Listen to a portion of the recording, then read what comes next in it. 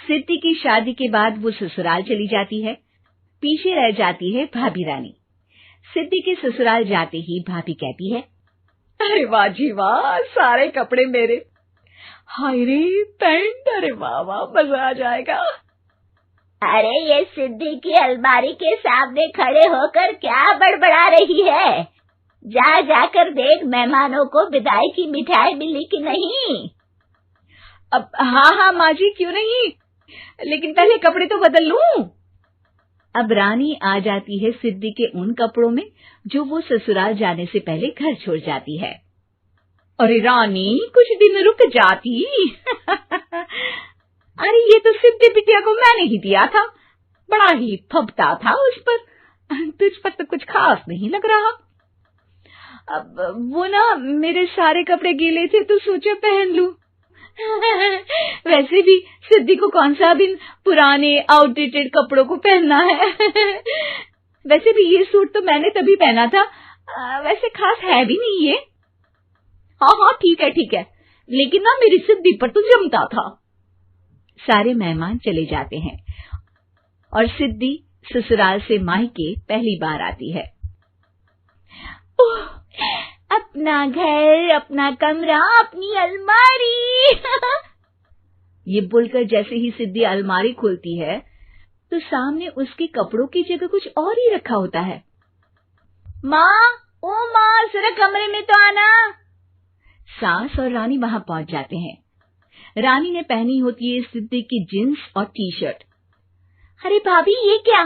ये तो मेरी बड़ी ही महंगी टी शर्ट है, इसे आपने घर में क्यों पहनी है? अरे बहुत मिलती है दीदी ये चौक की मार्केट में, 150 में। ओ भाभी प्लीज, ये एरोपोस्टल है, 2000 की एक टी शर्ट। ओहो, 2000 में तो दीदी 4 साड़ी आ जाए। अब क्या बोलूं? भाभी, ये मेरी अलमारी में छोटू के कपड़े, तो मेरे कपड़े कहाँ हैं? मेरी अलमारी में? अब दीदी आपको कौन से पुराने कपड़े पहनने थे?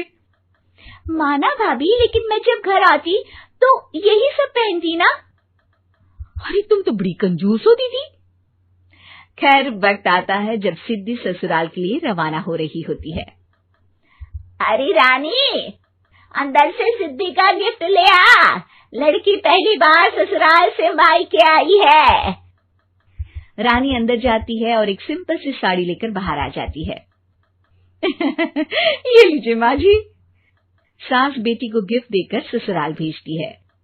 अगले दिन रानी एक सुंदर सी साड़ी पहनकर सामने आती है।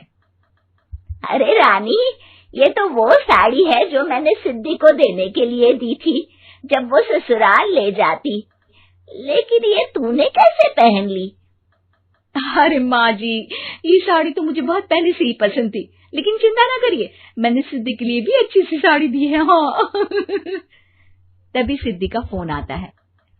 क्या माँ, कुछ अच्छा तो दिया होता ससुराल ले जाने के लिए। अरे पहले दिखा दिया होता। ये चमकते हुए पैकेट में नौकरानी वाली साड़ी मत दिया करो माँ।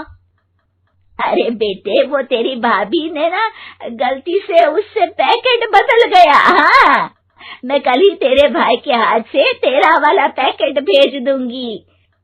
अरे रहने दो माँ, आई एम श्योर भाभी ने अभी वही साड़ी पहनी होगी जो तुमने मेरे लिए रखी थी। तुम तो समझ नहीं पाई उनको। खैर छोड़ो, मैं ज्यादा बोलती अच्छी नहीं लगती, रहने दो, आपको उन्हीं के साथ रहना है, फिर बात करेंगे।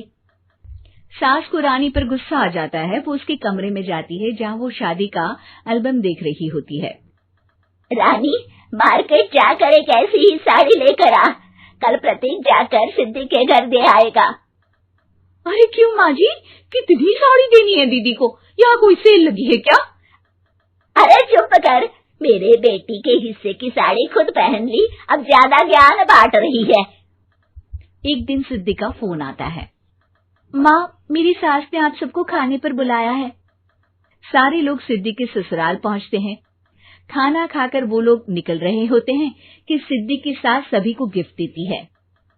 अरे बहन जी, बेटी के घर का खाना खा लिया, यही बहुत है जो आप ऊपर से गिफ्ट भी दे रही है। अरे बहन जी, आप भी कहाँ इन बातों पर विश्वास कर रही हैं। सास सभी को गिफ्ट देती है, लेकिन रानी को जो साड़ी देती है वो अजीब सी हरे रंग की लाल रंग के बड़ी छाप वाली होती है।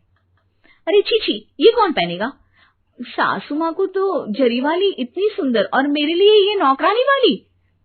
अरे भाभी, दरअसल मैं जब भी घर आती थी आप वापसी में ऐसी ही साड़ी देती थी ना, तो माँ ने सोचा कि आपको आपकी पसंद की ही साड़ी क्यों ना दी जाए। बेचारी रानी, बोलती भी तो क्या। सिद्धि और सास रानी का चेहरा देखकर हंसने लगती है, तो रानी समझ जाती है कि अपने ही बिछाए जाल में वो फंस चुकी है।